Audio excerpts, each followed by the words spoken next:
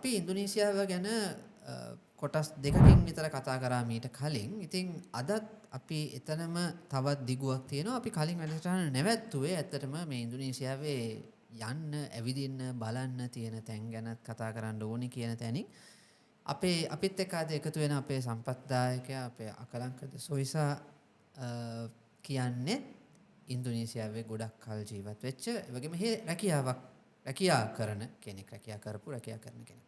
එතකොට මේ එහෙ තියෙන රැකියා අවස්ථා මොනවද? එහෙ ඇවිදින්න තියෙන්නේ කොහෙද? ඔන්න ඔය වගේ දේවල් ගැන අපිට කතා කරන්න හිතුණා. ඒ නිසා රුවන් අයියත් ඔය ඇවිදලා කරලා තියෙනවා. ඔය ගිනි කඳු වලත් බඩ ගාලා තියෙනවා. ඉතින් ඒක නිසා මොකද කියන්නේ රුවන් අයියා? කොතනින්ද පටන් ගන්නේ? අපි ඉජෙන් වලදී පොස්පරස් දැවෙනවා බලන්න ගිනි කන්දකට බැස්සා. ගිනි කන්දකට බැස්සා? අපේ මිත්‍රයා ගිනි කන්ද වල අපි බහිනවා. අපේ මිත්‍රයා ගිනි කන්ද වලට දුවනවා. ඕකේ. ඉතින් මේ එහෙම ලේසි පහසු බුද්ධිලෙක් එක නෙමෙයි අද අපි ඉන්නේ. ඒක ගැන කතා කළාම අපි දැන් සාමාන්‍යයෙන් මේ ඉන්දුනීසියාව ගියහම ප්‍රධාන දූපත් පහක් ගැන කතා කරනවානේ. ජාවා, සුමාත්‍රා, සුලාවෙසි, ඒ වගේම තව එකතු වෙනවා බෝනියෝ, කලිමන්තාන් සහ පැපුවා. මෙතන ওই දූපත් පහේ තියෙනවා. ඊට අමතරව තව තියෙනවා අපි මේ දන්න සුවිශේෂ වූ තව දූපත් තියෙනවා. කොමඩෝ ඩ්‍රැගන්ලා විතරක් ඉන්න අර ලොකු කිඹුල්ලු වගේ දූපත් තියෙනවානේ. බාලි තියෙනවානේ. තව වෙන් වෙලා ලෝකේ එක පියස්සක් වගේ තියෙන ලස්සන තනි වෙච්ච දූපත් තියෙනවානේ. මේක අර අපි කිව්ව දූපත් 17500ක්. මේ ටික අතරේ ටුවරිසම් කොහොම කරන්න පුළුවන්ද? හිටපු ගමන් මේ ඇටෝල්ස් ටික කැඩිලා තව සුනාමියක් වගේ ඇවිල්ලා අලුත් දූපත් බිහි වෙනවානේ. ඒතර මේ තැන්වල කොංකොන් ඇතුලේ දූපත් 6000ක් විතර මම හිතන්නේ පොපියුලේට් වෙලා තියෙනවද වෙද්දි. ඉතින් මේ කණ්ඩායම් වල ඇතුලේ යම් කිසි කොටස් වලට ගිහිල්ලා අත්දැකීම් ලබලා මේ මිත්‍රයට තියෙන ලොකු කතන්දරයක අත්දැකීම් ගොන්නක් අපිත් එක්ක කතා කරපු මම හිතන්නේ අපිට මේ ටිකේ අපි බෙදා ගන්න උත්සාහ කරමු. මම හිතන්නේ විදේශිකයෙක් හැටියට ස්වදේශිකයෙක් බවට පත් වෙච්ච අවස්ථාවක් ගැන අකලංක මම හිතන්නේ ඒ අත්දැකීම් හරි ප්‍රසන්නයි. අපි දකින්න දේවල් වලට වඩා අපි අකලංක එතනින් පටන් ගමුකෝ. බොහොම ස්තුතියි. ඇහුවේ සංචාරක ව්‍යාපාරය ගැනනේ. සහ රැකියාව දැන් ඉන්දුනීසියාවට ඇත්තටම හැමෝම දන්නේ බාලි කියන දූපත ඉන්දුනීසියාව කිව්වම. මොකද ඒගොල්ලෝ ඒක පොසිෂන් කරගත්ත ඔස්ට්‍රේලියන්ස් තමයි ගොඩක් කැමති ඕක සර්ෆින් වලට එමෙල. ඒගොල්ලන්ට බෑක්පැකර්ස් පැරඩයිස් එකක්. අදනම් බාලි කොහොමද එහෙම ටුවරිසම් වලට එන්නේ කියලා අත්දැකීමෙන් තිබුණා කරලා තියෙනවා. ඒක 1970 ගණන් 80 ගණන් ඉඳන්ම ඒක අර බාලි ඔස්ට්‍රේලියන්ස්ලාගේ බෑක්පැකර් ඩෙස්ටිනේෂන් එකක් විදිහට තමයි පටන් අරගත්තේ. ඕක ඊට පස්සේ ඒගොල්ලෝ ඒ කල්චර් එකට කැමති වුණා. මොකද ඒක ආණ්ඩුවෙන් කොන්ෂස්ලි කරපු දෙයක්ද? නෑ. මම දැනුවත්වම නෑ ආණ්ඩුවෙන් කොන්ෂස්ලි කරපු එකක් නෙමෙයි. නමුත් ඊට පස්සේ ඒක ඒගොල්ලෝ පවත්වාගෙන යනවා. ඒක පාවිච්චි කරා. ඊට පස්සේ අනිත් ලොකේෂන්ස් ගත්තම ජාවා අයිලන්ඩ් එකේ හොට්ස්පොට්ස් තියෙන්නේ මේ ඔය ඉජෙන් වෝල්කැනෝ එක තියෙනවා. ඊට පස්සේ බණ්ඩුන් තියෙනවා. බණ්ඩුන් ඇවිල්ලා ඔය මේ non-aligned movement එක තිබ්බ තැන එතනත් වෝල්කැනෝ එකක් තියෙනවා. ඒව තමයි ගොඩක් natural sceneries තියෙන්නේ. ඊට පස්සේ යොග්ජකාර්තා සිටි එකේ යොග්ජකාර්තා ඇවිල්ලා කල්චරල් සිටි එක. කල්චරල් කැපිටල් ඔෆ් ඉන්ඩෝනේෂියා එක තමයි පිළිගන්නේ. ඒතකොට ගොඩාක් කල්චරල් ඩේටා සහ වෝල්කැනෝස් ඒ ඔක්කොම යොග්ජා තියෙනවා. ඒ ඔක්කොම ජාවා අයිලන්ඩ් එකේ විතරයි මම තාම ඉන්නේ. සෝලෝ ඇවිල්ලා සෝලෝ ජොග්ජා නිකන් බොරොබුදුර යන්නේ ජොග්ජා කියලා නේද? බොරොබුදුර තියෙන්නේ මගලන් වල. ඒ කියන්නේ සෙන්ට්‍රල් ජාවා. නමුත් ඉකොනොමික් බෙනිෆිට්ස් යන්නේ ජොග්ජා වලට. මොකද ජොග්ජා නම් කිලෝමීටර් 70ක් විතර තමයි මගලන් වලට තියෙන්නේ. හරි. ඉතින් හොටෙල්ස් ඔක්කොම තියෙන්නේ ජොග්ජා වල. ජොග්ජා ප්‍රොවින්ස් එක ඇතුලේ. නමුත් ෆ්ලයිට්ස් ඔක්කොම යන්නේ ජොග්ජා වලට. ෆ්ලයිට්ස් කෝච්චි මම ඒවටත් එන්නම්. ඒව තියෙන්නේ ජොග්ජා වලට. ප්‍රම්බනන් ඔය කියන්නේ නටබුන් ඔය මේ ආගමික නටබුන් ගත්තොත් බොරොබුදුර් පන්සල් පද්ධතිය සහ පන්සල සහ ප්‍රම්බනන් වල තියෙන මේ හින්දු දේවස්ථාන මේකක් පද්ධතිය. ඒ දෙක තියෙන සෙන්ට්‍රල් ජාවා. ඒ කියන්නේ ජොග්ජා මාජින් මේ සීමාවෙන් එළියේ. හරි. නමුත් ඒවට යන මිනිස්සු නවතින්නේ ජොග්ජා වල. ටුවරිසම් ඉන්කම් එක යන්නේ ජොග්ජා වලට. අර්තන්ට යන්නේ ටිකට් කඩන එකයි පොඩි හොටෙල්ස් ටිකක් තියෙනවා. ඒක හැදිලා තින්නේ එහෙමයි. හරි. ඉතින් ওই ටික තියෙනවා ජාවා අයිලන්ඩ් එකේ. ඊට පස්සේ සුරබෑ පැත්තේ ඊට පස්සේ මේ අර මේ බන්යුවාන් ඊස්ට් ජාවා ඒ කියන්නේ සුරබෑ පන්නලා මේ ෆෙරි එක බාලි වලට යන නව ෆෙරි එක ගන්න පළාතට කියන්නේ හරියට කියන්නේ බන්යුවාන් කියලා. එහෙ තියෙනවා හොඳ නැෂනල් පාක් එකක් නිකන් මේ අපේ යාළ වගේ කියන්නේ එහෙන ඩ්‍රයි එකක්. ඊට පස්සේ සුමත් ෆ්ලෝරස් පැතෙන් ගියාම ලොම්බොක් ෆ්ලෝරස් ඒ පැත්තේ යනකොට හොඳ ලස්සන දූපත් තියෙනවා. ජාවා වලින් නැගෙනහිර පැත්තට තියෙනවා දූපත්. දූපත් ටික. ඒ ටික යනකොට ෆ්ලෝරස් හොපින් කරන්න පුළුවන්. පුළුවන් කරන්න. ඉතින් ඔක්කොම ඩෙවලොප් නෑ. ඉතින් ටුවරිස්ට් ඩෙස්ටිනේෂන් එකේ ෆ්ලෝරස් අයිලන්ඩ් එකේ තියෙනවා. ඒවා සමාන තියෙන මේ පැත්තේ වල අස්සෙම ඉන්නවා එහෙම පළාත් තියෙනවා. ඊට පස්සේ එහෙ දැන් ලෝකල් ටුවරිසම් එක මිලියන 270ක් ඉන්නේ ඉඳලා ගොඩක් ලෝකල් ට්‍රැවලර්ස් තන ඉන්නේ ලෝකල් අය දැන් මං කිව්වා වගේ ඩෙමෝග්‍රැෆික් බූම් එකත් එක්ක ඒගොල්ලන්ට ඕනේ ඉන්ස්ටාග්‍රෑමබල් ටැග් ලොකේෂන්ස්. Facebook නෑ. Facebook තිබ්බට ඉන්ස්ටා TikTok තමයි අනිත් ඒවට හරියන තැන් තමයි ගොඩක් අය බලන්නේ. නෑ ගොඩක් තැන්වල අපි දැකලා තියෙනවා මට මතකයි 17 18 යද්දි ඉන්ස්ටා ඇවිල්ලා ඉන්ස්ටා හොට්ස්පොට් කියලා ගැලීම ගහලා තියෙනවා බෝඩ් එක. ඒ කියන්නේ ෆොටෝ ගහ ගන්න අපේ දැන් කියන්නේ ෆොටෝ ලොකේෂන් කියලා. ඒවට කියන්නේ ඉන්ස්ටා හොට්ස්පොට්ස් කියලා. ඒගොල්ලෝ බලන්නේ ඉන්ස්ටාග්‍රෑමබල් ඩෙස්ටිනේෂන් තමයි ගොඩක් අය. ඊට පස්සේ සුලවේසි වල තියෙනවා බීචස් අනම් පොල් තියෙන සුලවේසි වල. ඒ පැත්තේ හොඳ බීචස් තියෙනවා මනාඩෝ පැත්තට එම ගියාම තව එකක් තියෙනවා. ඒ නම මතක නැහැ. හොඳ පළාතක් තියෙනවා එතන සර්ෆින් එහෙම කරන්න පුළුවන්. සුලවේසි වල තියෙන්නේ. මේ සමාවෙන්න මම නම් ගිහිල්ලා නැහැ. නමුත් මගේ යාළුවෝ ගිහිල්ලා තියෙන ඒගොල්ලෝ කිව්වා හොඳයි කියලා. ඊට පස්සේ පපුවා ටුවරිසම් යන්නේ ගොඩක් ඔය බෑක්පැකර්ස් ලා යනවා. ඒකෙන් අර තියෙනවා ඒ කන්දක් තියෙනවා නගින්න. ඒ පැත්තේ ඒක ටිකක් අර ෆුල් බෑක්පැකින් ඒ අර ට්‍රෙකින් ඒ කමියුනිටි එකට තමයි ඒවා තියෙන්නේ. ඊට පස්සේ සුමාත්‍රා අයිලන්ඩ් එකේ පඩම් ගියොත් කුයිසින් තියෙන. ඒ කියන්නේ කෑම. ඒ කියන්නේ පඩම් ෆුඩ් කියන්නේ නිකන් තායි සාපේ පොල් කිරි දාලා හදන්නේ ඒගොල්ලෝ කෑම ටිකක්. පඩම් ෆුඩ් එහෙම ටිකක් ෆේමස්. ඊට පස්සේ ඒ කල්චර් එක මිනං කල්චර් ඒ මික්ස් එකත් ඒ පැත්තේ ඒවා තියෙන්නේ. උඩට ගියාම ලේක් ටෝබා කියලා තියෙනවා. ලේක් ටෝබා කියන්නේ අර මේ ක්‍රොකොටෝවා ගිනිකන්ද පුපුරලා එතන අනක් ක්‍රොකොටෝවා කියන්නේ ඒක ගිනිකන්ද පුපුරලා හැදිච්ච ලේක් එකක් ඒක. ඉතින් ඒ හරියේ එතන සීනරිස් එක ඒකත් වෙනම ටූරිසම් ලොකේෂන්ස් තියෙනවා. නමුත් ඒවා ගොඩක් ඉතින් මේ ලෝකල් ඔපරේටර් කෙනෙක් කරා ඒක සර්ච් කරලා එනවා නම් ওই ඩෙස්ටිනේෂන්ස් ගොඩක් කවර් කරගන්න පුළුවන්. මොකද ඉන්දුනීසියාව කියන්නේ බාලි නෙමෙයි. ඔය ගොඩක් අය ඕක මගෙන් නිතරම ඉස්සර ෆ්ලයිට් වල එහෙම එනකොට එම ගෙදර නිවාඩු වෙනකොට ආනවා මේ ඉන්දුනීසියා බාලි. මම ඒතර ඒක කිව්වා මම මොකුත් කියන්නේ නැහැ ආයෙත් කියලා මම කඩවාගෙන ඉන්නවා. මොනවද තේරුම් නැහැ කතා කරලා. ඉතින් ඒක තමයි ටුවරිසම් පැත්ත එහෙම තියෙන්නේ. ඊට පස්සේ මේ මොනවාකට එකතු කරමුනේ වෝල්කනෝ ටුවරිසම් කියන්නේ ලෝකයේ යුනික් ටුවරිසම් අයිඩියා එකක් මේ තියෙනවා. හිතලා එක පැත්තක අපේ බ්‍රෝමෝ නැත්නම් ඉජෙන් මේ ගිනි කඳු වල ඇතුළට දුවනවා. මම දැන් කිව්වා සමහරවිට අපිට වෙනම අපේ WhatsApp group තියෙනවා අපි ඒවා share කරගන්නවා. අපිට ඊරිසියක් හිතලා අකලංක සමහර වෙලාවට මේගොල්ලන්ගේ තියෙන්නේ ගමන ගිනි කන්දක පරණ ගිය කාටර් එකෙන් මේගොල්ලෝ එළියට දුවනවා. මේක තියෙන්නේ නැත්නම් ඇතුළට නගිනවා. මේ අපි කඳු නගින්නේ. ඒ වගේ මේ කාටර් එකට ඇතුළට දුවනවා. මොකද්ද මේ සංස්කෘතිය මේ මිනිස්සු ඇති කරන්නේ? ඇඩ්වෙන්චර් ගනේ ඉතින් රටේ කියන්නේ තවන ජනතාවක් ඉන්නවා. ඇඩ්වෙන්චර්ස් ඉතින් ඇඩ්වෙන්චර් ස්පෝර්ට්ස් ඒවා කොච්චර දුරට මේක ටුවරිසම් වලට ප්ලස් පොයින්ට් එකක් කරන් තියනවද? කට්ටිය මේකට එකතු වෙනවද? ඒකට මම මෙහෙම උදාහරණයක් දෙන්න. 2000 අන්තිමට රාපි ජොග්ජ වල තියෙන ගිනි කන්ද අන්තිමට මේ එරප්ට් උනේ 2010 නැත්නම් 11 මට මතක විදිහට ලොකුවට මේ රප්ට් උනේ. ඒකෙන් ඒ ගොඩක් පළාත විනාශ වුණා. ඔක්කොම නාය යම්බුණා. ගඟ තනිකර රීලොකේට් වුණා. ඒ වගේ පාලම වෙන තැනක දැන් ගඟ තව තැනක. ඒ ඔක්කොම වෙනස් වෙන උඩක් පිපුරුවාම. ඊට පස්සේ මේ ඕකත් එක දැන් ඒකවල වොල්කනෝ මේ සෆාරි කියලා ඒ අර රුයින්ස් ඇත්තට ගෙනියන්න සෆාරි ටුවරිස්ට් මේකක් හැදිලා තියෙන්නේ දැන්. වොල්කනෝ සෆාරි කියලා. ඒ ජීප් එක තියෙනවා. ඔයා ගිහලා හයර් කරගෙන ඒගොල්ලෝ ඩ්‍රයිවර් කෙනෙක් එක ඒ තියෙන පැකේජස් ඔයා ගිහලා ඒ රවුම ගිහලා පෙන්වනවා මේ පරණ ගෙවල් තිබ්බ දැන් ඒ ඔක්කොම. දැන් මේ ළඟදී මේ සෙනක දැන් ඒව ලොකේට් වෙලා සෙනග ඉන්නවා. සෙනග ඉන්නවා. මොකද දැන් මිලියන 270ක් ඉන්නවනේ රටේ. ඒ කියන්නේ ඩොමෙස්ටික් ටුවරිසම් මාකට් එක හරිම හොඳයි.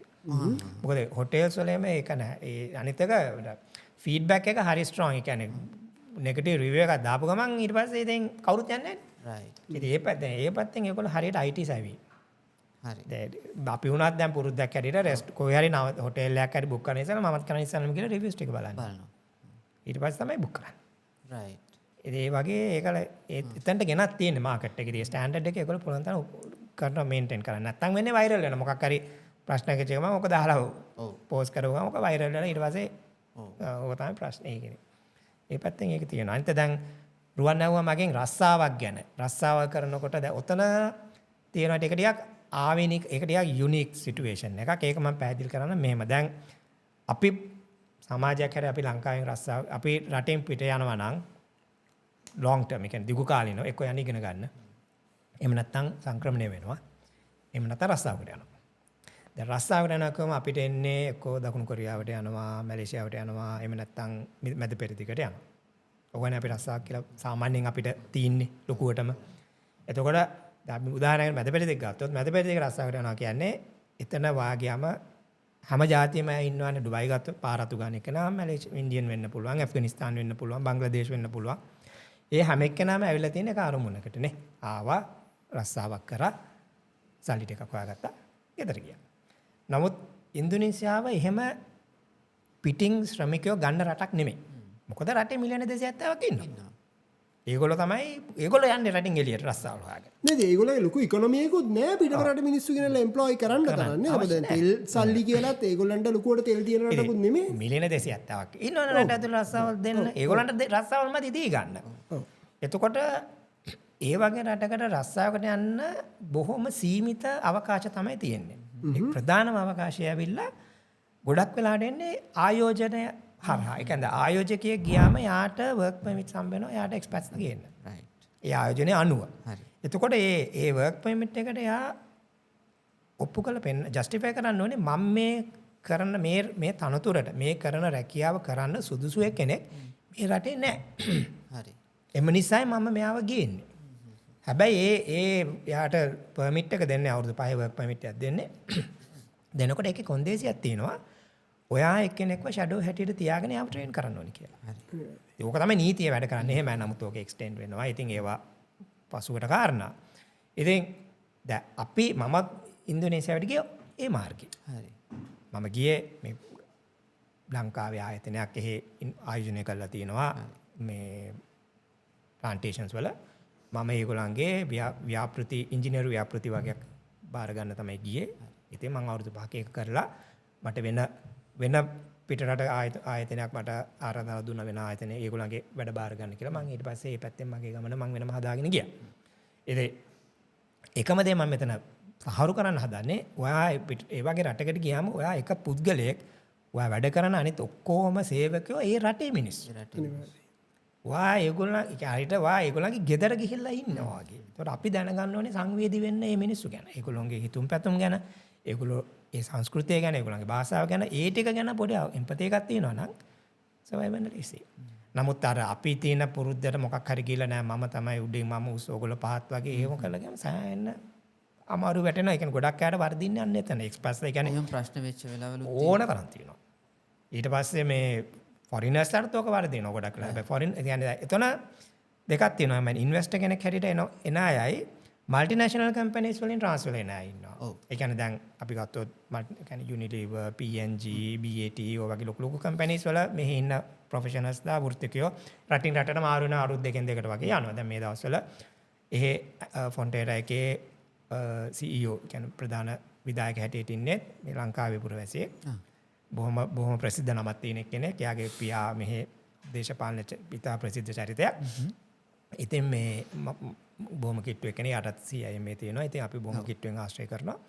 ඉතින් ඒගොල්ලෝ ඇවිල්ලා අර මල්ටිනේෂනල් කම්පැනි. ඒගොල්ලෝ බොහොම අඩුයි අර සාමාන්‍ය ජනතාවත් එක්ක රස්සාවේදී මූව් වෙන්න තියෙන අවශ්‍යතාවය. හරි.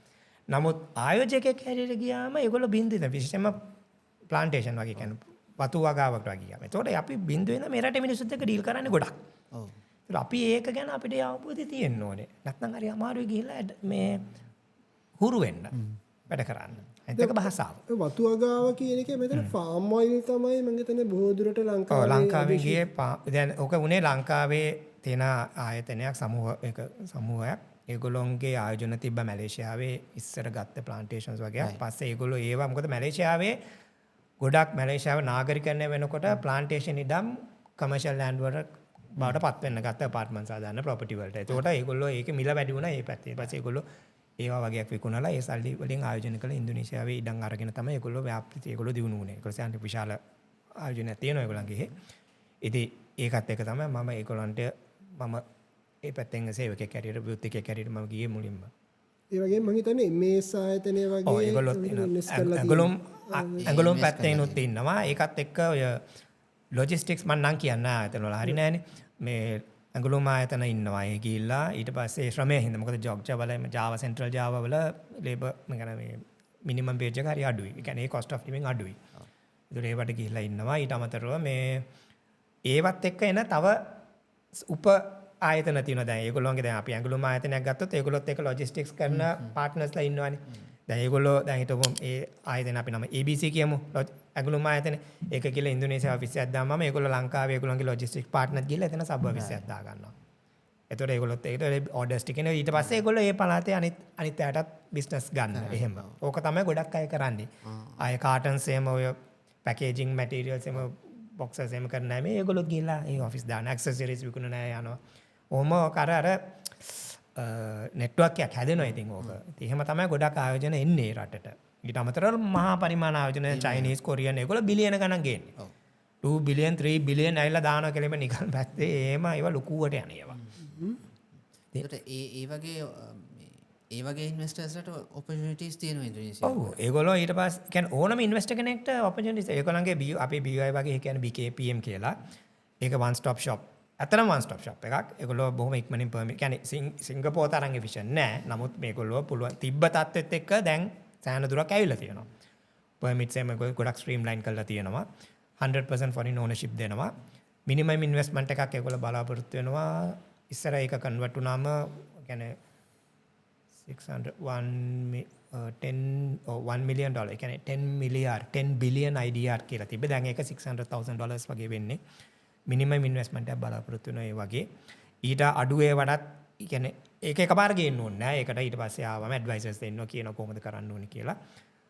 පටන් අරන් ඉන්වෙස්ට්මන්ට් එක ගේන්න කල් දෙනවා. ඒ ගේන්න බැරි වුණොත් වාගේ ප්‍රොෆිට්ස් කැපිටලයිස් කරලා කියන්නේ සල්ලි අදින්න නැතුව තමන්ගේ ප්‍රාග්ධනය වැඩි කරලා පෙන්වන්න පුළුවන් මං ආව කියලා. ලාභයේ ප්‍රාග්ධනය හැටියට කන්වර්ට් කරනවා රට ඇතුලේ. එහෙම කළා ඒක තමන්ගේ ඒ රික්වයර්මන්ට් එක මැච් කරන්න පුළුවන්. ඒවට ඉතින් ඇඩ්වයිසර්ස් දේව ඕන තරම් ඒවට ක්‍රමසාවිදි තියෙනවා ඒ රටේ කරගන්න. අපිත් ඉතින් ඒවට ගොඩක් අර උදව් එහෙම උපදෙස් දෙනවා. ඉතින් අර එකම අනිත් එක තමයි ව්‍යාපාර කටයුතු කරන අයට මතක තියාගන්න ඕන එකක් තමයි ඉන්දුනීසියාව කියන්නේ බ්‍රිටිෂ් අධිරාජ්‍ය කොලොනියක් නෙමෙයි. මැලේසියාව, සිංගප්පූර්, ලංකාව අපි ඔක්කොම බ්‍රිටිෂ් කොලොනීස් නේ කොමන්වෙල්ත් එකේ අයනේ. ඒතකොට මෙහි ව්‍යාපාර නීති ගොඩක් හැදිලා තියෙන්නේ මේ අතිවාරම් වෙලා තියෙන්නේ බ්‍රිටිෂ් ලෝ කම්පැනි ලෝ එක. එතකොට ඒක ඒ මයින්ඩ්සෙට් එකෙන් සිංගප්පූර් කියලා වැඩ කරන්න ලේසියි. අපි කොපි පේස්ට් වගේ නේ එතකොට මැලේසියා ගත්ත එහෙමයි. නමුත් ඒ මයින්ඩ්සෙට් එකෙන් අරහෙ කියලා කරන්න බෑ. මොකද ඒක ඇවිල්ලා ඩච් ලෝ එක. ඩච් ලෝ එක දුවන්නේ වෙනම විදියකට. ඒතකොට ඔතන තමයි ගොඩක් ඉන්වෙස්ටර්ස්ලා අමාරු වෙටෙන්නේ. මේකේ එන්න කියනවා මේවා තියෙන. ඒ කියන්නේ ඒගොල්ලෝ දකින්නේ මාකට් එක. පහසුකම් තියෙනවා, ජනතාව ඉන්නවා, සම්පත් තියෙනවා. අපිට කියලා මේක කරන්න පුළුවන්. කියලා ඇවිල්ලා ඇයි මෙතන මෙහෙම කරන්න අපිට මෙහෙම කරන්න බැරි නෑ. ඒක ඉස්සෙල්ලා අවබෝධ කරගන්න. මේක දුවන්නේ කොහොමද? මේක දුවන්නේ කොහොමද? ඒ අවබෝධය හදාගත්තා නම් සර්වයිව් වෙන්න පුළුවන්. ගොඩක් අය අමාරු වැටෙන ඕක අවුරුදු කොහොම කිව්වත් අවුරුදු 2ක් 3ක් හැමෝම පරිප්පුවකම කියලා අවබෝධය හදාගන්න බැරි කමට. ඒක කලාතුරකින් තමයි ඔක තේරුම් අරගෙන ගිහිල්ලා මේක අලුත් රටක් මම මේ රටේ කොහොමද වෙන්නේ කියන එක අවබෝධ කරගන්න ඕනේ කියලා එන්නේ බොහොම කලාතුරකින්. දැන් ඔය මේ ටුවරිසම් පැත්තේ වුණත් මං හිතන්නේ ගත්තාම මේ ඔය දැන් අපි ටුවරිස්ට් කෙනෙක් විදිහට යනවා කියලා හිතන්නකෝ. එතකොට ඔය භාෂා ප්‍රශ්නය එහෙම බලපානවද කොහොමද? භාෂා ප්‍රශ්නය බාලි වලට ගත්තම බලපාන්නේ නැහැ. අනිත් මේන් ටුවරිස්ට් ඒරියාස් එකෙන් ජකාර්තා කොහොමත් බලපාන්නේ නැහැ. බන්නුගුණ ඒගොල්ලන්ට මෙහෙම එකක් තියෙනවා. ඒගොල්ලන්ට ඉංග්‍රීසි වලට පොඩ්ඩක් බයක් තියෙනවා කතා කරන්න.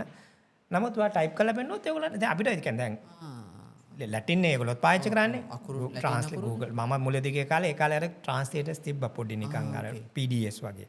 මම මොකක් තියන තමයි අපිට ඕන වචන ඉංග්‍රීසියෙන් ගාලා ට්‍රාන්ස්ලේට් කරලා පෙන්නනවා ඕන කෙනෙක් කියලා කියනවා. ඒක එච්චරම ප්‍රශ්නයක් නෙමෙයි. රස්සාවක් වුණත් ඒත් ඒ වගේම තමයි. පුළුවන්. ඒක අද දවසේම දැන් ට්‍රැවල් කරද්දී ගොඩක් වෙලාවට ෆෝන් එකත් එක්ක ට්‍රාන්ස්ලේටර්ස් හුරු වෙලා තියෙනවා මම හිතන්නේ. දැන් මේ කොරෝනා වලින් විතර පස්සේ සෙනග බොහෝ පාවිච්චි කරනවා මම හිතන්නේ ලෝකේ තියෙන දුෂ්කරම පැත්තක වුණත් මේ ට්‍රාන්ස්ලේටර් එකත් එක්ක පාවිච්චි වෙන්න අවුරුදු 60 70 වෙනකන් ජෙනරේෂන් එක වෙනකන් පුරුදු වෙලා. දැන් අද දවසේ වෙද්දී මම හිතන්නේ මේ ඉස්සෙල්ලා මේ කතා කළේ ට්‍රාන්ස්ලේටර් එකක් ඩිජිටල් පොඩි ට්‍රාන්ස්ලේටර් එකක් හොයාගන්න එක මුල්ම කාලේ මේ කතා කළේ මම හිතන අකලංක ගියම කාලේ.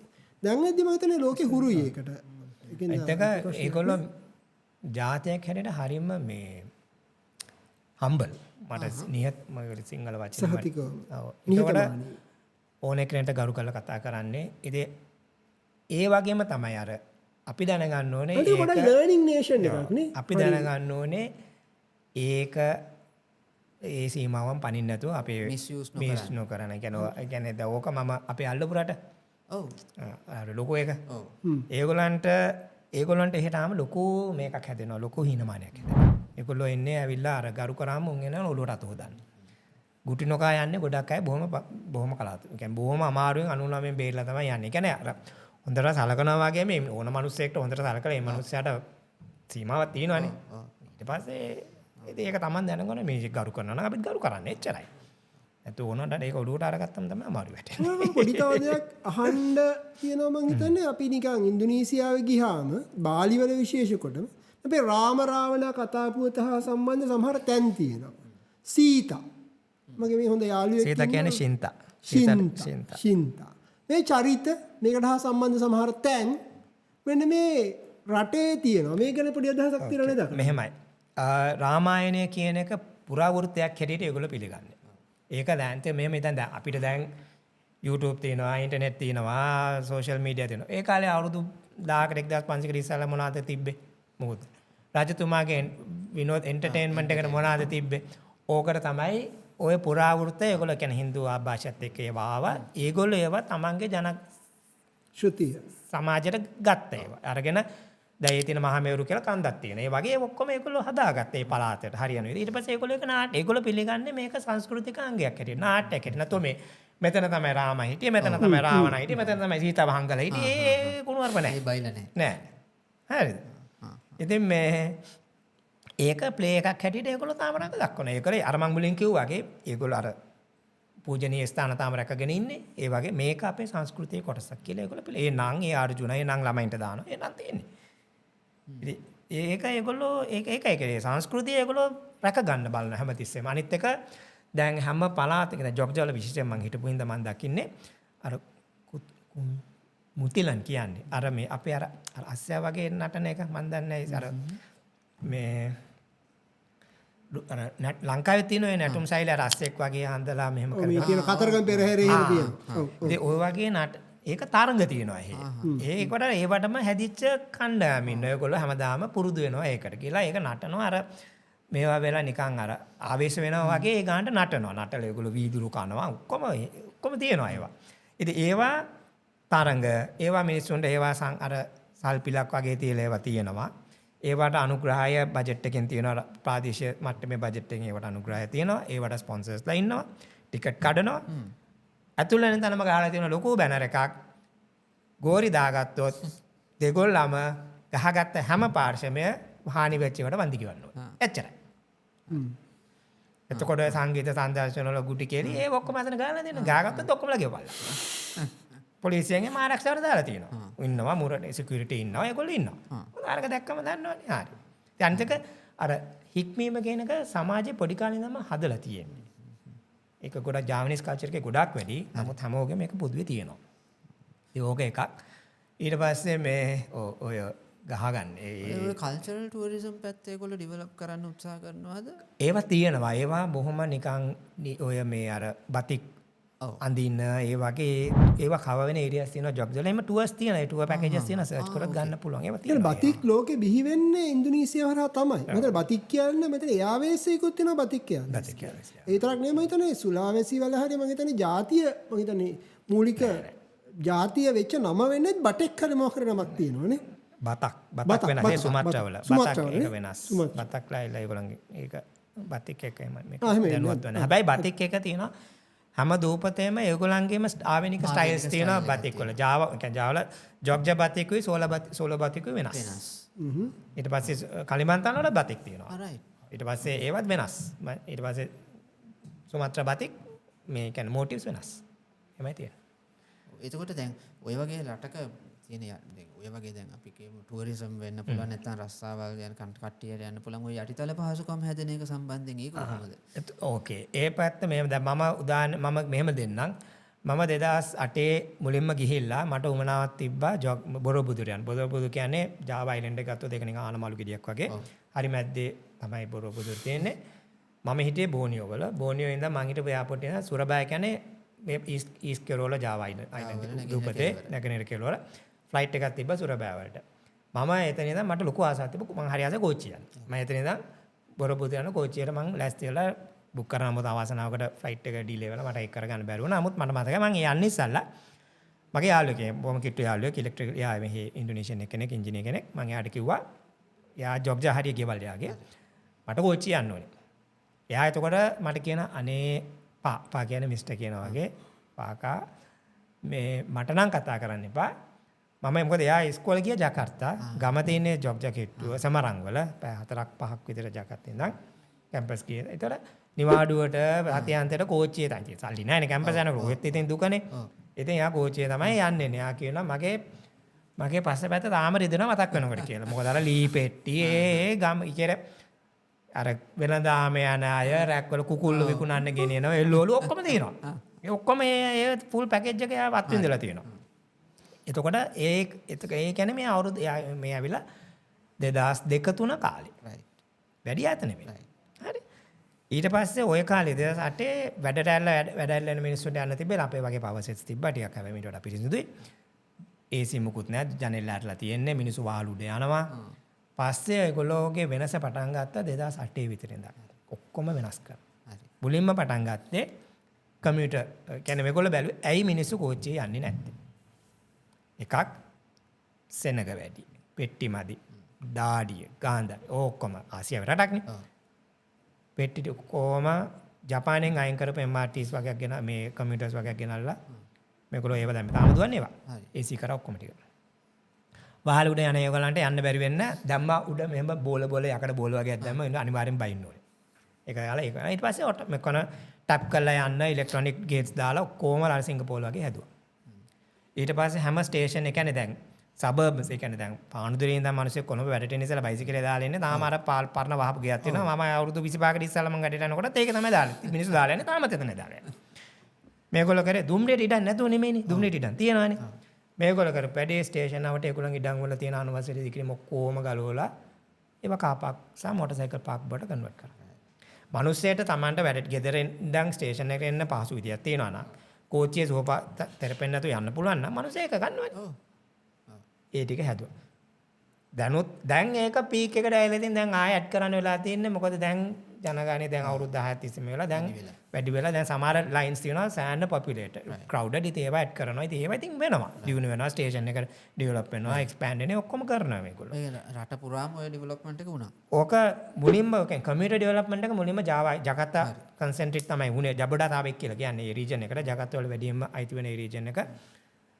ජකාර්තා, බොගෝර්, ඩෙපෝ, තංගරාන්. ඔය ඒරියා එක කව වෙන තමයි ඔක්කොම ඩෙවලොප් කරේ මුලින්. මොකද වැඩි හරියක් සෙනග වැඩට එන්නේ ඒ ඒරියා එකෙන් දැන් ජකාර්තා වලට. ඊට පස්සේ රට මේ බස් වේ කියලා එක. ඒක මුලින්ම තිබ්බේ කොලොම්බියාවේ කරලා තියෙනවා. බස් වේ එකෙන් කරන්නේ ප්ලේන් එක දැන් අපේ බස් ලේන් කියලා පාරේ ගහලා තියෙනවානේ. ඒ වගේම හදලා හැබැයි මේක කොන්ක්‍රීට් බැරියර් එකක් ගහලා තියෙනවා මීටර් 2ක් විතර උඩට. බස් එක විතරයි යන්න පුළුවන් ඒක ඇතුලේ. මුලදී වාහන ගියා අපිත් ගිහිල්ලා තියෙනවා මාත් ඩ්‍රයිව් කරලා තියෙනවා පොලිසියට ඩඩත් ගෙවලා තියෙනවා. පස්සේ නීතිය ගෙනලා තද කරා මෙච්චරයි දඩේ. ඒ හින්දා කවුරුත් දැන් යන්නේ නැහැ. බස් එක විතර යන්නේ. ඒවට වෙනම ටර්මිනල්ස් අහලා තියෙනවා. AC කරපු බස් එක. රුපියල් ලංකාවේ රුපියල් 65ක් විතර වෙන ටිකට් එක ඕන තරමක් යන්න පුළුවන්. එළියට ආවම තමයි කැපෙන්නේ. හරි. එතකොට ඒක ඉන්ටිග්‍රේට් කරා අර කමියුටර් ට්‍රේන් එකත් එක්ක. ඒ ස්ටේෂන්ස් කිට්ටුවට ඒක ලස්සනට ඉන්ටිග්‍රේට් කරා. ඊට පස්සේ දැන් ඒවත් මම දැන් මට මතකයි දැන් මුලදී මම 2008 විතර 13 ජකාර්තා මූව් වුණේ. එතකොට තිබ්බේ පරණ ඩේවුඩ් බසස් වගේක් ඒවා අර මේ කොරියාවෙන් අයින් කරපුවා. දැන් ඔක්කොම අලුත් ඒවා ඒගොල්ලෝ ඒ කියන්නේ වෙලා තියෙන්නේ කවුරු හරි එක නායකත්වයයි අවශ්‍යයි. දැන් ජකාර්තා ගාව හිටපු එක්කෙනා මොකක් හරි කරොත් ජොකෝවි ගාව ඒ කාලේ කවුරු හරි හිටපු එක්කෙනා කරපු එක ඊළඟ එක්කෙනා අඩුම ගානේ පවත්වාගෙන යනවා. ඒක නැත්තම් වැඩි දියුණු කරන්න ඕනේ. ඒක පහත් වෙන්න කිව්වොත් එයාට ඉන්න දෙන්නේ නැහැ. මිනිස්සු දෙනවා රන් එක සෝෂල් මීඩියා වල. ඉතින් මිනිමම් රික්වයර්මන්ට් එකට පවත්වාගෙන යන්න ඕනේ. ඉතින් ඔහොම තමයි මේ පැත්ත හැදුවේ. ඊට පස්සේ long distance train. හරි දැන් මම මේක මෙහාට රුවන්ටත් උදේකේ මම එදා රම්බුක්කන ගිහලා මට පැය කිලෝමීටර් 82 යන්න මට පැය 2ක් යනවා. කෝච්චියේ. හරි. දැන් ඒගොල්ලෝ long distance train තියෙනවා ಜಾති දෙකක්. එකක් තමයි economy අනිත් එක ඇවිල්ලා බිස්නස් ලක්ෂ එක්සිකියුටිව් කියලා කියන්නේ. ආ ඔව්. ඉකොනොමි එක මුලින් ඒ කියන්නේ මේ මම 2008 9 10 කාලේ මම දැක්කා. ඉකොනොමි එකත් AC මුකුත් නෑ ජනෙල් අර අපි වගේ ලොකු මේ මුස්සන ජනෙල් සීට් රික්ලයින් කරන්න බෑ මෙහෙම හයි කරලා තියෙන්නේ. ඒ ඔක්කොම එහෙම තිබ්බා. ඒ ඔක්කොම AC කරා. සීට් රික්ලයින් කරන්න පුළුවන් සීට්ස් දැම්මා. ඔන්ලයින් බුක් කරන්න පුළුවන්. ඔයාලට ඕන තැනක ඉඳන් ඔන්ලයින් බුක් කරන්න පුළුවන් ඔයාගේ සීට් එක. ආය ඒක මේ අර ඇරිය ගමන් තප්පර 5න් ඉවර වෙන ඒව නෑ. ඒ ජල්දි නෑ. හරි. ඔයාට අද දැන් මාස 2ක් ඉස්සරහට බුක් කරලා ඉන්න.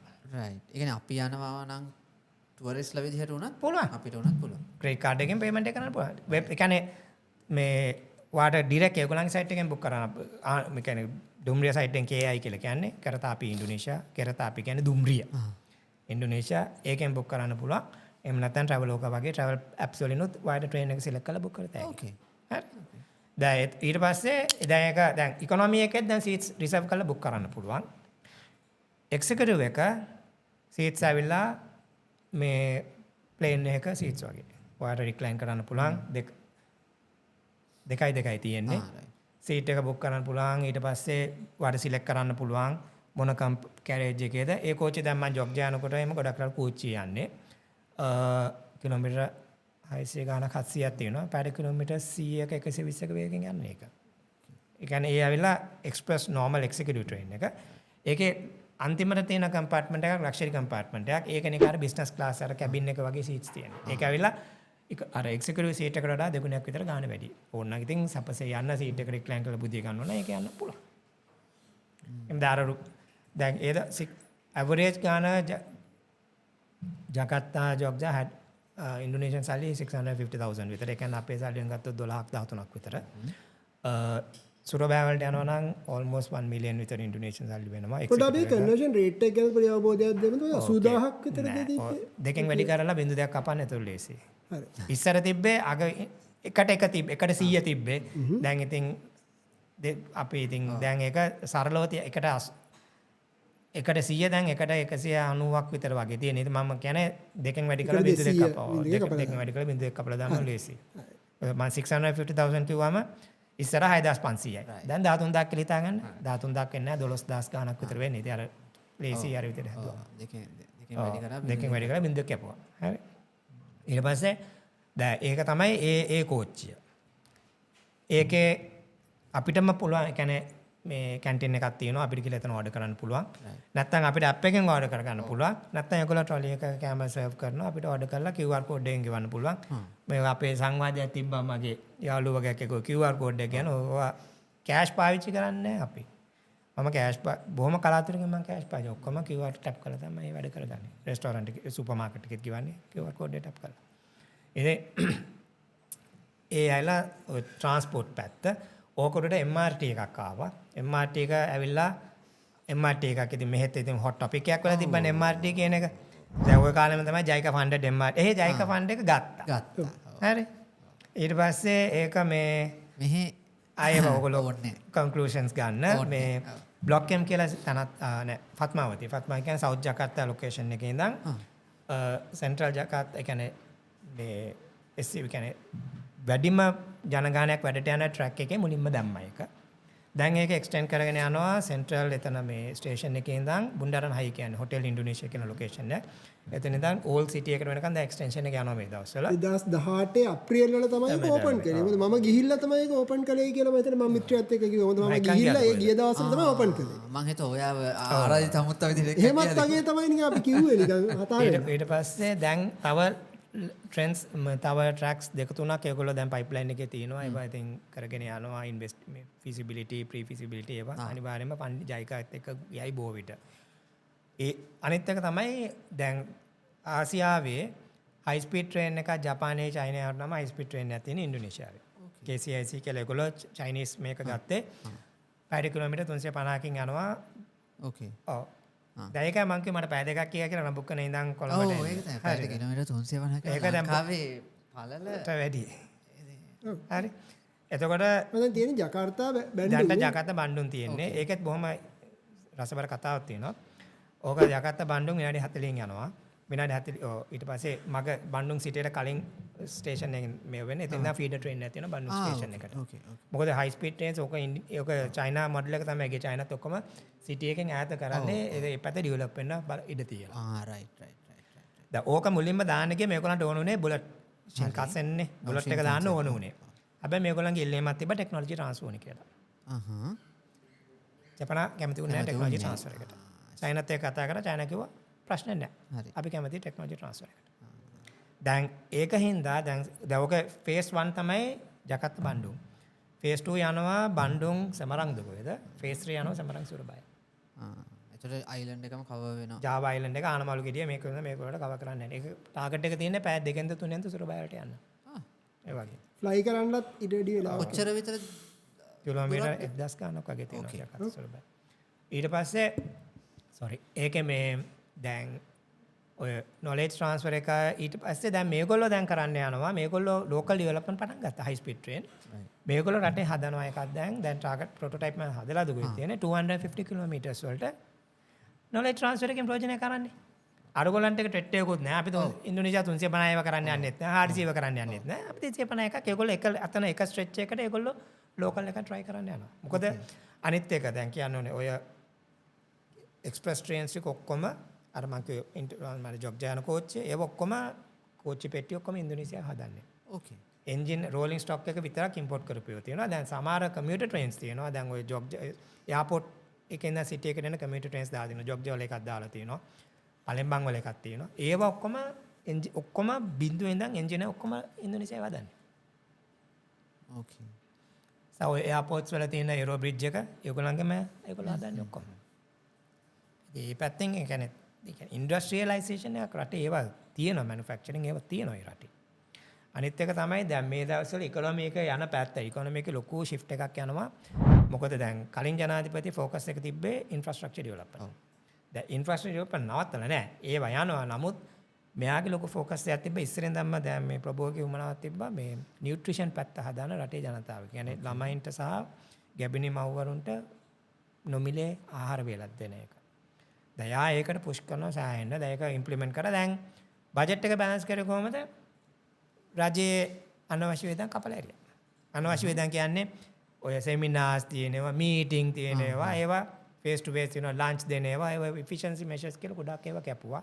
ඩවුන් සයිස් කරා වර්ක් ෆෝස් එක. සමහර කියන්නේ රේඩියෝ ඉන්ඩෝනේෂියා එකේ يعني අපේ බ්‍රෝඩ්කාස්ටිං කෝපරේෂන් එක කියන ඒවල ගොඩක් නිවර්ඩ් එක ගෙදර ආවා. මොකද දැන් මිනිස්සු අහන්නේ නැහැ. ඒක ඔක්කොම පොඩ්කාස්ට් නම්මනේ යන්නේ. ඉතින් අර එහෙත් එහෙම තමයි. එහෙම ඊට වඩා ගොඩක් ඉස්සරහින් ඉන්නේ IT පැත්තෙන්. වයස අවුරුදු 70 65 71 කෙනෙකුට මේ ස්මාර්ට්ෆෝන් තියෙන්නේ. ඉතින් ඒ පැත්තෙන් ඒගොල්ලෝ IT savvy. ඉතින් ඒකෙන් ගොඩක් එතන මේ දවස්වල ලොකු අර චේන්ජ් එකක් කොහෙත් සුන්දර නෑනේ. ලොකු සෝෂල් ෂිෆ්ට් එකක් යනවා. ඔතන කතිකාවතක් යනවා. පෝස්ට් තිබ්බා. ජනාධිපතිතුමා මගේ ළමයින්ට ඉස්කෝලේ නිකන් කෑම දෙනවා. නමුත් මගේ රස්සාව නැති වුණා. ඒ වගේ මාතෘකා යනවා. නමුත් බොහෝ විට මෙයාගේ ඇජෙන්ඩා එක මෙයා යයි ඕක. ඒ shift transition එකක් වෙනවා ඕකේ. හැබැයි ඒ සම food security මෙයාගේ ලොකුම focus එක තියෙන්නේ food security. දැන් රට ඇයි අපි import කරන්නේ? හාල් වුණත් මේගොල්ලෝ හිටපු ගමන් import කරනවා. ඒකින්ද මෙයා food estates food plant ඒ පැත්තට ගොඩක් මෙයා invest කරන්න තමයි මෙයාලගේ ඇජෙන්ඩා එක යන්නේ. ඒතර plant ඒ කියන්නේ agro business වලට ඒක හොඳයි. සහ මේ අර ඩවුන් ස්ට්‍රීම් පැත්ත මයිනින් ඔයිල් ඇන්ඩ් ගෑස් ඒ පැත්ත ඩෙවලොප් කරන්න ඒවා යනවා. කොහොමද ඉඩම් තියෙන නිසා මම හිතන්නේ ෆුඩ් පැත්තට ගොඩක් දැන් ඔය සාමාන්‍යයෙන් ගොඩක් වෙලාවට පුපුරලා ගියාම ගිනි කන්ද එතන වටේ එකතු වෙන සාරවත් බිම ඉන්දුනීසියාවේ මම හිතන්නේ ලෝකේ තියෙන සාරවත්ම සමහර වගාවන් තියෙනවා. මට මතකයි මම බාලි වල එක්තරා ප්‍රදේශයකට යද්දී අපිට දූරියන් රඹුටන් හම්බ වෙනවා. දූරියන් ගෙඩියක් කොස් ගෙඩියක් විතර ලොකුයි. මාර රහයි. අර සුවඳ ප්‍රශ්නත් නැහැ. ඊට වැඩිය රඹුටන් ගෙඩිය ගත්තාම අර ලොකු ඒ ගෙඩිය සයිස් එක ගත්තාම අපේ ලොකු රඹුටන් මල්ලානේ පැණි රඹුටන් ඒ තත්ත්වෙන් කවදාවත් දකින්නේ නැහැ. ඉතින් එහෙම දණක් ඉන්දුනීසියාව කියන්නේ. රඹුටන් කියනකොට මට මතක් වෙනවා දැන් ප්ලාන්ටේෂන් ඉන්නකොට ඒ රඹුටන් වවන පොඩි වතු තියෙනවා. ඒගොල්ලෝ අපිට වෙලා දීලා තියෙනවා ගිහිල්ලා අපිට ගෝණි අරන් යන්න පුළුවන්. ඕන තරම් අපිට කඩාගෙන මේ ඒගොල්ලෝ කෙරලා ගෙවලා යන්න තියෙන්නේ. ඉතින් මම ගොඩක් කරා මම කියන්නේ අපි මට ප්ලාන්ටේෂන් එකේ මට රියුදිරෙක් දීලා හිටියා. මං එයාත් එක්ක යනවා. එයාට කියනවා කඩන්නේ කියලා. එයා පැයක් විතර කඩනකම් මං හොඳට මම කඩගෙන කනවා. ඒවට charge කරන්නේ නැහැ. right. බාරට ගෙවලනවා. පොඩි එකාට ගිහිල්ලා කඩේට ගියාම අයිස්ක්‍රීම් එක අරන් දීලා අන්තිමට ඒක කකා ඉන්නවා වගේ ඩක් අපේ අත ළඟ කලේ නේද? හැමදාම හම්බෙන අවස්ථා නෙවෙයි නේද? ඔයත් තියෙනවා ඉතින්. ඇත්තටම මේ ඔය කතා ටික ඇහුවම මට හිතෙන්නේ දැන් කියන්නේ අපි ගිහිල්ලා එක්ස්ප්ලෝර් කරනවා නම් ඇවිදිනවා නම් බලන්න සහ ඒ ඔය අනිකුත් පහසුකම්නුත් ඉදිරියට තවත් වැඩි දියුණු වෙන්න ඉඩ තියෙන රටක් විදිහට ඒ කියන්නේ යා යුතුයම ගිහිල්ලා මෙහෙමයි. ඉතින් රටකට ගියාම ඒ රටේ ඉතින් රස්සාවකට ගියකම හොයලා බලන්න. මොකද ලංකාවේ ගොඩක් අය දන්නේ නාසි ගොරෙන් විතරයි ඉන්දුනීසියා කිව්වා. මොකද මට ඕකට ඒකට ලස්සන කතාවක් තියෙනවා කියන්න. මොකද මට ඒ කියන්නේ වැඩට කෙනෙක්ව දීලා තිබ්බ ගෙදර මේට් කෙනෙක්. දැන් මෙයාට මම මොකද ඒගොල්ලන්ට පුරුදු කරලා තියෙන්නේ මොකද තව ලංකාවේ අය හිටියා ඒ ආයතනේ. හරි. ඒගොල්ලෝ බලන්නේ ඔක්කොමලා ගිහිල්ලා පාරිප්පු මාළු මාසෝ අර ඒ විදිහට මෙහෙන් කුළු බඩු ඔක්කොම අරන් යනවා. ගිහලා ඒ විදිහට කනවා. දැන් මට පොඩි කාලේ ඉඳන්ම තියෙන එකටත් මම හේතුව පස්සේ කියන්නම් මේ මට ගොඩක් කුළු බඩු 3-5 කන්න බෑ. මම බඩ දැවිලා. ඉතින් මම ගිය ගාම මම මේ මනුස්සයර දෙරුම් කළා මටත් ඉතියාට මට ඉන්ඩෝනේසියන් ටිකයි පුළුවන්. එයාට ඉංග්‍රීසි බෑ. මං කිව්වා මට ඉන්ඩෝනේසියන් විදිහට කෑම හදා. අරවා එපා. මොකද ඒගොල්ලෝ කරන්නේ දැන් අර පුරුදු කරලා උගන්නලා කියලා තියෙනවා මුලින්ම කවුරු හරි උගන්නලා කියලා තියෙනවා ලංකාවේ ආපු කෙනෙක්ගේ කාන්තාවක් හරි භාර්යාවක් හරි උගන්නලා තියෙනවා. ඊට පස්සේ ඔය ඒ හිටපු මේඩ්ලා ගෙන් පස්සේ වෙන අයට උගන්නලා ඕක අර කටින් කට ගිහිල්ලා දැන් මේගොල්ලෝ කරන්නේ ඔයා මාළු එව්වත් මස් එව්වත් පරිප්පු එව්වත් එළවලු එව්වත් ඔක්කොම එකම තුන පාට ටික දානවා. එතකොට මොකක් කෑවද එකම රහයි. හරි. කැම්පස් එකේ කෑම වෙනවා කියන්නේ. මොකක් ඊට වඩා මම ඉතින් දේශි මම ඉන්දුනීසියන් කෑම හදන්නේ. හරි. පස්සේ ඉතින් මේ මනුස්සයා හැමදාම මට හදන්නේ එළවලු ගත්තම ಜಾති දෙකයි. ඒ කියන්නේ මාරුට හැමදාම මේ ಜಾති දෙක තුනක් තමයි. මට ලොකු ප්‍රේලිකාවක්. මම හිතන්නේ කියලා දූපත් 1000ක් තියෙනවා. අඩුම ගානේ දැන් මම රැට සාමාන්‍යයෙන් කන්නේ. මම කන්නේ වේල් දෙකයි. ඒ කියන්නේ දවල් වේල තමයි හරියට කැවෙන්නේ. ඒ කියන්නේ අවුරුද්දට අපි කාලේ තියෙන 365යිනේ. ඒතකොට දූපත් 365ක කෑම ಜಾති 365ක් ආවෙන එකක් තිබ්බත් මට අවුරුද්දක් මදිනේ කාලේ ඉවර කරන්න. එනයි මම මේ හැමදාම මේක මෙලෝ ಜಾති දෙක කන්නේ. ඔක තමයි මට තිබ්බ ප්‍රශ්නේ. මම ඉතින් මෑත් එක්ක හැමදාම ඔකට ලොකු වාද. මේ එයා ඉතින් මගේ මව වගේ වයසක ගෑනු කෙනෙක් හිටියේ. ඉතින් මම බය නැති අපි දැන් වාද කරගන්න ඕකට. පස්සේ තමයි මට තේරුනේ මෙතන මෙයාට තියෙන උයන්න බැරි ප්‍රශ්නයක් නෙමෙයි.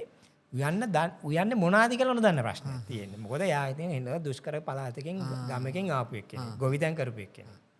පස්සේ මම කරන්නේ ඔතන මම නිතරම හරියට මම ප්‍රොජෙක්ට්ස් වලට ගමන් කරනවා ට්‍රැවල් කරනවා රට ඇතුලේ. ඉතින් යනකොට මම ඔය එයාපෝට්ස් වල බුක් ස්ටෝර්ස් පොත් කඩ තියෙනවා.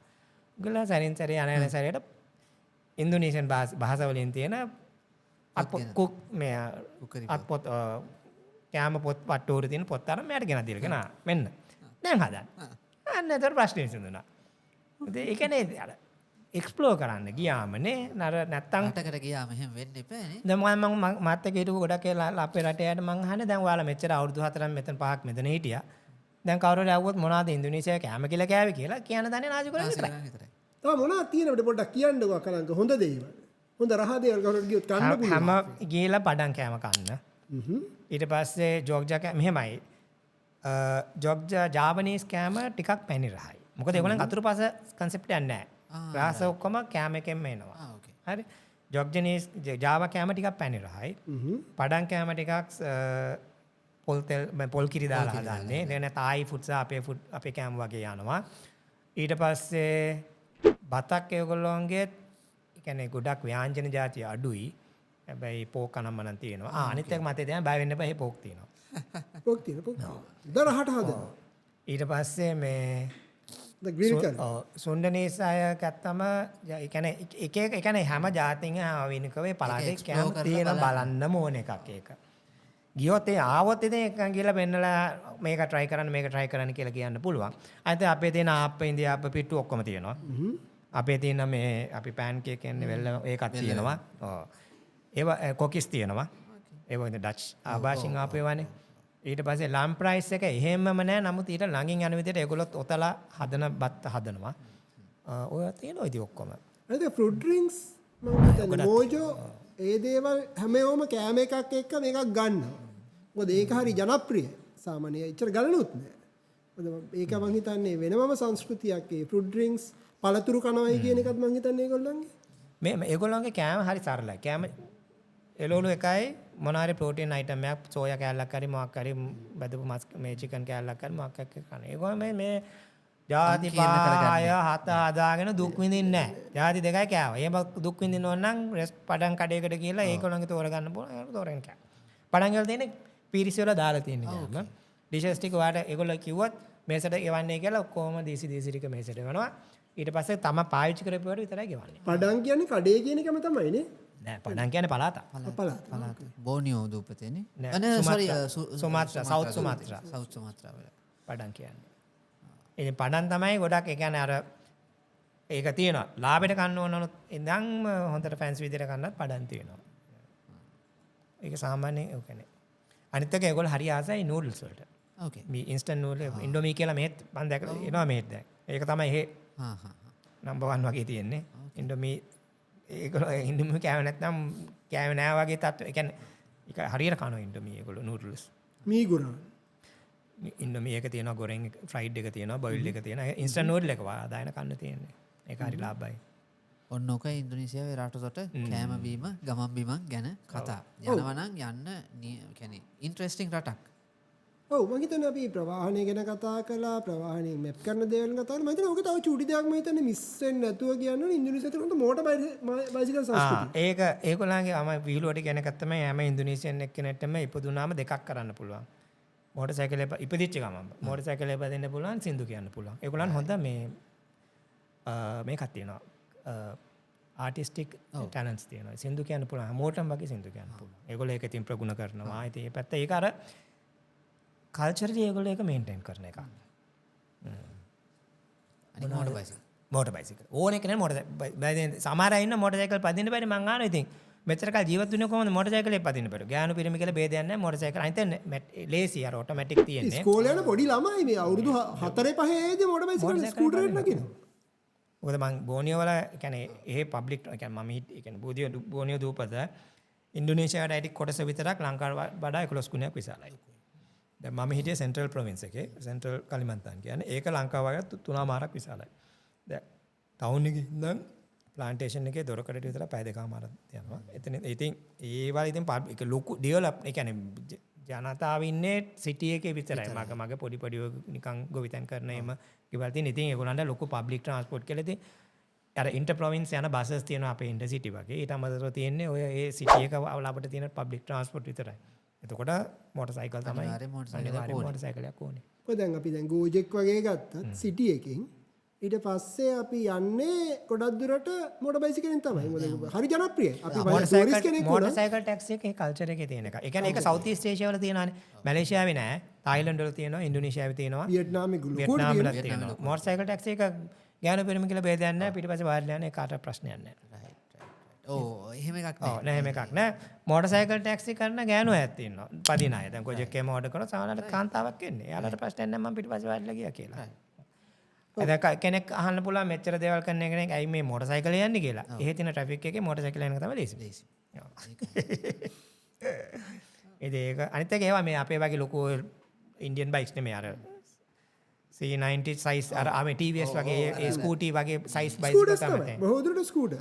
ඉස්සර කාලේ කිව්ව තැපැල් 90 ඒවා හාම්බන් කරගෙන හසුරවන්න ලේසි. මේ ටට්ටක් ගාලා දැම්ම ඇතුලෙන් කොහෙන් හරි පාරවල් ටිකක් දන්නවා මේගොල්ලෝ. ඒ කියන්නේ ට්‍රැෆික් අපේ බලන්නෙත් නෑ ගියා. මමත් වාහනයක් තිබ්බා තියන් හිටියා. වාහනේ යන්න නම් ප්ලෑන් කරන්න ඕනේ පැය දෙක විතර ඉඳන් කලින් ඔක්කොම ට්‍රැෆික් එක කොහෙද ඉන්න බල ඊට වඩා ලේසි. දැන් වාහනේ මෝටර් සයිකලෙත් නැත්තම් පබ්ලික් ට්‍රාන්ස්පෝර්ට් මම අර කිව්වේ බස් වේ එක ඒක හොඳයි. ඒක වාඩිලා අනිත් එක ඔළුවට ඉඳලා මාඩලා සින්දුවක් කරනවා කම මගේ පාඩුවේ යන්න පුළුවන්. ඒවා කෙනෙක්ට තනියම ඇවිදින්න පුළුවන් රටක් ඉන්දුනීසියා. ඒ කියන්නේ ගෙදරක ස්කූටරයක් තියෙනවා. ඔයා සාමාන්‍ය කොහරි ටූරිස්ට් කෙනෙක් ටූරිස්ට් තමයි එද කියන්නේ. ගෙදවල වල තියෙන ටූරිස්ට් බයික් ගොඩක් වෙලාවට ඒගොල්ලෝ කරන්නේ. ඒ බයික්ස් රෙන්ට් එකට දෙනවා. බාලි වල එක ලොකු බිස්නස්. බාලි වලට නූසා ඕනේ නූසා එකට කියන නූසා කියන්නේ දූපත කියන එක. නූසා පැනීඩා දැන් ඔය ලොම්බොක් ඒ වගේ තැන් වලට ගියොත් ඔයා ගිහිල්ලා එතන සීපෝට් එකෙන් බහැපු ගමන් ජැටි එකේ එහා පැත්තේ තියෙන බයික් පාක් එක. ඔය එතෙන්ට ගියාම සාමාන්‍යයෙන් බයික් පාක් කරලා තියෙන එක 3-4000. ඉතින් මෙතනින් බයික් එකක් හය කරගත්තා. ගියා රවුම දැම්මා ගෙනල්ලා ආපහු එතනම පාක් කළා. සමහර විට අයිතිකාරයක් නෙමෙයි ඉන්නේ. අපිට කියනවා යතුරු කටේ තියලා යන්න කියලා. යතුරු. ඊට පස්සේ බයික් එක අරන් යනවා. ඔක එදාට බොහොම සාධාරණ ගානට අපිට හය කරගන්න තියෙන තෙල් ටික ගහගත්තා. ඔය අපේ කඩේකින් ගන්න තෙල් බෝතලෙන් ගන්නවා වගේ කඩ තමයි ගොඩ ගොඩක් තැන්වල ෂෙඩ්ස් ආ දැන් ඒවට පොඩි ෂෙඩ් ගහලා තින්නේ. පොඩි ෂෙඩ්ස් ඇඟ මිනි ෂෙඩ්ස් ආවා ඒවට. ෂෙඩ්ස් ඇවිල්ලා ඉතින් ඒ වගේ සංස්කෘතියක් තියෙන මේ ටුවරිසම් එක. ටුවරිසම් මම ඉතින් ටුවරිස්ට් කෙනෙක් හැටියට හිටපු නැතිඳ මම ඒ බයිසිකල් පැත්තට ගිහිල්ලා නැහැ. මම පැදලා මම මගේ අත්දැකීම හරි ආසයි. මම මේ වෙන තැන් වල ගියාම ඒකයි ප්ලාන් කරන්න බැරි කියලා හිතනවා. මොකද පොලිසියනුත් නැහැ. යනවා කඩාගෙන විදගෙන ඉතින් ඔය උයන් සෝඩ අස්සය ගෝල් ටික ඉන්නවද හැබැයි ඒ කියන්නේ මං ඉන්නේ පොඩි දූපත්වලදී ඔය ප්‍රශ්න අඩුයි ඉතින් ඔය ටුවරිසම් එක්ක ඔය බයිසිකල් සංස්කෘතිය ඇතුලේ ගිහිල්ලා ඉන්දුනීසියෙන් විතර කාලා ඇවිදලා කරලා ගිහින් එනවයි කියන්නේ වෙනම දෙයක්. ඔක ඉවර කරන්න ඉස්සෙල්ලා මං හිතන අකලංග තව දෙයක් එකතු කරන්න ඕනේ. දැන් Java ගැන අපි කතා කළා. Java දූපත පැක් වෙලා අපි ජකාර්තා ගෙනගෙන ජකාර්තාත් දැන් කොටු පැනලා ඇවිල්ලා යට වෙලා ගම් වතුර ඇවිල්ලා අවුරුද්දකට 3-4 පාරක් යට වෙන තත්යකට පත් වෙලා සමහර අවස්ථාවල. ඉතින් මේක හින්දා තමයි නුසන්තර නේද මම හිතන්නේ. නුසන්තර IKN ඉබුකොතා නුසන්තර. කැපිටල් එක හදාගෙන යනවා 2028 වෙද්දී මෙතනට ට්‍රාන්ස්ෆර් වෙන්න යනවා. අපි එතන කියලා කතන්දරේ නවත්තමු. මම හිතන්නේ එතන ගැන අකලංගට පොඩි කතන්දරයක් තියෙනවා. IKN කියන්නේ ඉබු කොතා නුසන්තර. ඉබු කොතා කියන්නේ මද කැපිටල් කියන්නේ අගනගරය. ඉබු කොතා කියන්නේ අගනුවරට. නුසන්තර කියන්නේ ඉන්දුනීසියාවේ පළවෙනි නම. මේක ඒගොල්ලෝ හරියටම දැම්මේ රටේ මැද. ඔතන ඒකේ කතාවක් තියෙනවා ඉස්සරෙන් ධම්ම. ඒ කියන්නේ සුකර්ණව කාලේ ආගේ වුණා තිබ්ලා තියෙනවා පලංකරාය වලට කියන. පලංකරාය කියන්නේ සෙන්ට්‍රල් බෝනියෝ වල ප්‍රොවින්ෂල් කැපිටල් එක. ඒ කියන්නේ ඇඩ්මිනිස්ට්‍රේටිව් සිටි එක ඇඩ්මිනිස්ට්‍රේටිව් සිටි එක පලංකරාය වලට කියන වුණාවක් තිබ්බා. නමුත් ඒක කෙරුණේ නැහැ. මොකද එතන ඒක මොනවාද මේ පාලනය පැත්තෙන් බැලුවත් ඒක හරියට මැද්දේ තියෙන. يعني ඔයාලට මෙහෙමයි ඉන්දුනීසියාව කවර් කරත හැකි. ඒක තමයි දැන් ඔය IKN වලට ගෙනාවේ. එතන ඒකට ලুকু යන්න කැමති නම් කියලා දැන් ජොකෝවික්ගේ ඇජෙන්ඩා එක ඒක පුෂ් කළා දැන් හදවලා තියෙනවා. මොකද කැපිටල් මේක හැදුවා මේ පැලස් එක හදලා තියෙන්නේ. දැන් අනිත් ඒවා හැදෙනවා. නමුත් මේ දවස්වල ටිකක් ස්ලෝ ඩවුන් වෙලා ඉන්නේ මේ ඉන්ෆ්‍රාස්ට්‍රක්චර් අර අතන මේ මක්ටිවේ ඇජෙන්ඩා එකේ වෙනසක් තියෙනවා කියලා නියුට්‍රිෂන් versus ඉන්ෆ්‍රාස්ට්‍රක්චර් ස්පෙන්ඩිං නවත්තලා නැහැ. ස්ලෝ ඩවුන් වෙලා තියෙන්නේ. මොකද අනිත් එක ඒකේ අවංකව කිව්වොත් එතන මේගොල්ලෝ ටාගට් කරේ ඉන්වෙස්ටර්ස්ලාව. මේගොල්ලන්ගේ PPP මේ පාර්ට්නර්ෂිප් එකක් තිබ්බේ ආණ්ඩුවෙන් කරේ. මේගොල්ලන්ගේ බිස්නස් මොඩල් එක තිබ්බේ ආණ්ඩුවෙන් කරන්නේ ලෑන්ඩ් එක ක්ලියර් කරලා දෙන එක විතරයි. ලෑන්ඩ් එක දෙනවා 50 year 80 year 100 year lease එකට. ඉන්වෙස්ටර් කෙනෙක් එනවා. එයා ඉන්වෙස්ට් කරනවා. එයා බිල්ඩින් එක ගහනවා. බිල්ඩින් එක එයා රෙන්ට් අවුට් කරනවා. පාවිච්චි කරන අයට. ආණ්ඩුවට එන්න පුළුවන්. හොටෙල් එකට එන්න පුළුවන්. දෙපාර්තමේන්තුවකට අමාත්‍යාංශයකට whatever. ඕක තමයි බිස්නස් මොඩල් එක මේගොල්ලන්ගේ තිබ්බේ. නමුත් මේගොල්ලෝ හිතපු තරම් ඉන්වෙස්ට් මේගොල්ලෝ ටාගට් කරා ඩුබායි ඉන්වෙස්ටර්ස්ලා ඕම කියන්නේ කෙලින් කියන්නේ නැහැ. නමුත් මේකේ මේ යන ට්‍රැක් එකත් එක්ක පේනවා මේකේ කියපු ටාගට්ස් ආවි නැහැ කියලා. ඒගොල්ලෝ තාම ඇග්‍රෙසිව්ලි පුෂ් කරන ඉන්වෙස්ට් මොකද ආණ්ඩුවේ බජට් එක පාවිච්චි කරන්නේ නැතුව ඉන්වෙස්ටර්ස්ලාගෙන් ඔර PPP model build on operate model එකක් තමයි මේගොල්ලෝ try කරේ. ඉතින් දැන් ගොඩක් හයිවේස් ටෝල්ස් වලට ඒගොල්ලෝ ඒක කරලා හරි ගියා. ඒ වගේ ඕකත් ඒගොල්ලෝ try කරනවා. ඉතින් ඒක ඉතින් කාලෙට බාරි දීලා බලන් ඉමු. ඒක නතර වෙන්නේ නැහැ. ඒක කෙරෙනවා. ඉතින් ඒක හිතපු ටාගට් එක අචීව් කරන්න බැරි වෙයි සමහර වෙලාවට. ඒ කියන්නේ ටයිමින් කොහොම වේද දන්නේ නැහැ. අර ඉන්වෙස්ට්මන්ට් ටාගට් එක මේගොල්ලෝනේ තාම අචීව් වුන්නේ නැහැ. ඒගොල්ලෝ බලාපොරොත්තු තරම් ඉන්වෙස්ට්මන්ට්ස් ටික ආවි නැහැ ඔය කිව්වට. හැබැයි ලෝකේ තියෙන කන්ජෙෂන් එකත් එක්ක කොහොමත් මාරු වීමේ අවශ්‍යතාවය ඒක වෙනවා. ඒක මොකද දැන් ජකාර්තා වල තියෙන ප්‍රශ්නේ ජකාර්තා සින්කින් සිටි එකක්. මොකද ඒකට හේතු එකක් තමයි ජකාර්තා කොහොමත් තියෙන්නේ මුහුදු මට්ටමට වඩා පල්ලෙහායි. දැන් මම ඉන්නේ නොර්ත් ජකාර්තා. ඒ කියන්නේ මුහුදට තංජුම් ප්‍රිය කියන්නේ මේන් පෝට් එකට ටිකක් පේනවා මගේ අපාර්ට්මන්ට් එකට පේනවා. නමුත් හැම කැනල් එකකම ඒ හැරියේ පම්පින් ස්ටේෂන්ස් ගහලා තියෙන්නේ ගම් වතුර කාලේ වතුර පම්ප් කරන්න ඕනේ එළියට. මොකද මුහුදු මට්ටමින් පල්ලෙහා ඉන්නේ ජකාර්තා. ඉතින් ඕකත් එක්ක තව වැඩක් තියෙනවා ග්‍රවුන්ඩ් වෝටර් ඉෂුව එක. මොකද ඔක්කොම නළලින් ගහලා දැන් මේක ස්පොන්ජ් එක වගේ නළලින් ගහලා වතුර පාවිච්චියට ගන්නවා මේක බහිනවා. ওই දෙක තමයි තියෙන ඉෂුව එක ජකාර්තා වල. ඉතින් ඕකෙන්ද තමයි ජකාර්තා මේ සිටි කැපිටල් එක රිලොකේට් කරනවා. ඒතකොට බිස්නස් සිටි එක දැන් හරියට නිකන් අපේ කොළඹ සහ ජයවර්ධනපුර වගේ ඒ වගේ concept එකකට එන්නේ. right. බිස්නස් සිටි එක ජකාර්තා දිගටම පවතී. ජකාර්තා දැන් දැන් කොහමද අවුරුදු 600 එන්න ඕනේ දැන් තව අවුරුදු කීපයකින් දැන් 590 ගානක් ජකාර්තා. ඒක ලොකුවට ඒගොල්ලෝ සෙලිබ්‍රේට් 590 ගානද 490 ගානද ලොකු සෙලිබ්‍රේෂන් එකක් කරනවා ඒට අනිද්දාට. ඊට කලින් අර මං කිව්වා මේක එනවා මේ අවුරුදු එනවා මේ යූත් ඩෙක්ලරේෂන් එකට සුම්පත් මෙමුඩ එකට. ඉතින් ඕවා තමයි ඉතින් තියෙන්නේ. බලමු ඒ කාලේ පුළුවන් වුණොත් යා. ඔව් අපෝ ඉන්දුනීසියාව යන්න ඕනේ. ඒ කාලේ වීසා ඕනේ කරයක් නෑ. ඒ කාලේ අපිට ෆ්‍රී වීසා තිබ්බේ. දැන් පොඩ්ඩක් ෆ්‍රී වීසා තිබ්බා. ඊට පස්සේ ඒක නැති වුණා. ඒකටත් ඉතින් හේතු තියෙනවා. ඉතින් ක්‍රිස්මස් අයිලන්ඩ් අහලා තියෙනවනේ. ඔව් ක්‍රිස්මස් මන් රටවල් මං නම් තුනක් කියන්නම්. ඒතකොට ඊටු ටික ඔයගොල්ලෝ එකතු කරගන්න. Christmas island, Australia, Papua new guinea. ඉතින් ওই හේතුවෙන් තමයි ශ්‍රී ලංකන්සට ෆ්‍රී වීසා නැති වුණේ. හිතා ගන්නකෝ. මොකුත් කියන්නේ. ඒ ඇති. ඊට පස්සේ මේ වීසා ඔන් අරයිව් කොවිඩ් කාලේ සෑහෙන ස්ට්‍රික්ට් වුණා.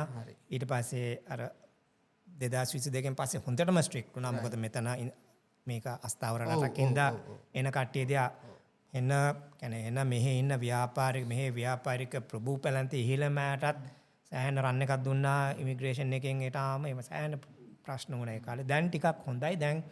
දැන් ටුවරිස්ට් වීසා දෙනවා. හැබැයි කෝලින් වීසා දෙන්නේ. ඒ කියන්නේ දේශී මෙහෙන් කවුරු හරි ස්පොන්සර් ඉන්වයිට් කරන් වීසා එකකට ඇප්ලයි කරන්න ඕනේ. ඒ කියන්නේ මෙහෙන් කියන්නේ සෝරි ඉන්දුනීසියාවෙන් ඇප්ලයි කරන්න ඕනේ. ඒක තමයි දැන්ට දෙන්නේ. පස්සේ ඔක ලිහිල් වෙයි ඉතින් ඉස්සරහට. be positive. මං හිතන්නේ අපි පොඩි ටුවර් එකක් ඕගොල්ලන් ඉන්දුනීසියා එක්කන් ගියා මේ එපිසෝඩ් 3 ඇතුලේ. මං හිතන්නේ මේ කතා කරපු දේවල් විතර අපි ගොඩක් දේවල් කවර් කළා. මම හිතන්නේ එක රටක් ගැන මෙච්චර හොඳ කවරින් එකක් කරගත්ත අපේ පළවෙනි සීරීස් එක. මම හිතන්නේ ඒක සම්බන්ධයෙන් අවශ්‍ය කරන හොඳම මිනිස්සෙක් අපිත් එක්ක හිටියා. මොකද මම හිතන්නේ ලංකාවේ එහෙම ශ්‍රී ලාංකිකයෙක් හැටියට එහෙම ඉන්නත් එකම පුද්ගලයා අකලංක වෙන්නත් පුළුවන්. අපෝ නෑ තව ඉන්නවා. හරි. කමන්නේ. අපිට මම හිතන්නේ මේ වගේ සීරීස් එකක් අපිට සිංහලෙන් තිබ්බේ නෑ හැබැයි. කොහෙවත් අපිට හම්බ වුණෙත් නෑ. ඒක අපිට මේ දේ කළ යුතුයි කියලා අපි හිතුවේ. ඉතින් මම හිතන්නේ ලබා දීපු කාලයට දැනුමට මම හිතන්නේ අකලංක බොහොම කෙටි ටුවර් එකකට ඇවිල්ලා ඉන්නේ. අහම්බෙන් මට අකලංකගෙන් ඇහුවාම අනිවාර්යයෙන්ම මම එන්නම් කිව්වා. මම හිතන්නේ බොහොම සාධාරණයක් කළා මේ කතාවට. මම හිතන්නේ චාමරට මට නොදන්න ගොඩක් දේවල් දැනගන්න හම්බ වුණා. මම හිතන්නේ ඒක අපිට මෙතනින් වෙබ්කාස්ට් එකේදී අපේ මිත්‍රයෝ ටිකක් දැනගනීවි. ප්‍රශ්න තියෙනවා නම් අහන්න අපිට අකලංකටත් උත්තර දෙන්න පුළුවන්. අකලංකත් එකතු වේවි. අපිට ප්‍රශ්න තියෙනවා කමෙන්ට් සෙක්ෂන් එකේ දාන්න ඕගොල්ලෝ. මෙන්න මෙහෙම තමයි අපි ඉස්සරහටත් කතා කරන්නේ. ලෝකේ ආසියාවේ රටවල් තියෙන ටික ගැන අපි එකින් එක කතා කරමු. අපි එක්ස්පෝස් කරගමු. මේ ඒෂියන් ඊගල් channel එක තියෙනෙත් ඒකට ඔව් චාමර. ඔව් එහෙමනම් අපි අද ගිහින් එමු. මම ඉතින් තව දේවල් එකතු කරන්න අවශ්‍ය කියලා මං හිතන්නේ. එක්ස්ප්ලෝර් කරන්න ඉන්දුනීසියාව වගේ අපේ කලාපේ තියෙන රටවල් අපි ලොකුවට අපි සමහර රටවල් ගැන නිතර කතා කරනවා. අපි සංචාරකයෝ විදිහට යනවා. අපි ඉන්දුනීසියාව ගැන කතා කරනවා අඩුයිනේ. ඒ නිසා තමයි මමත් ඇත්තටම හුඟක් ඉන්ට්‍රෙස්ට් උනේ මේ වැඩේ කරන්න. ඉතින් අපිත් හුඟක් දේවල් ඉගෙන ගත්තා. ඔයගොල්ලොත් ගොඩක් දේවල් ඉගෙන ගන්න ඇති කියලා හිතනවා. එහෙමනම් ආපහු දවසක තවත් කතා බහකින් හම්බ වෙනකම් අදට අපි නවතිනවා. ස්තුතියි අකලංක ආපු වෙලාවක මෙහෙ එන්න අපිට කතා කරන්න ඉන්දුනීසියාව ගැන තව දේවල් තියෙවි. මොකද ඉන්දුනීසියාව ටික ටික දියුණු වෙනවා. මේ දියුණුව දිහා බලාගෙන ලංකාවට හදන්න දේවල් තියෙවි. අපි ගිහින් එන්න. බොහොම ස්තුතියි.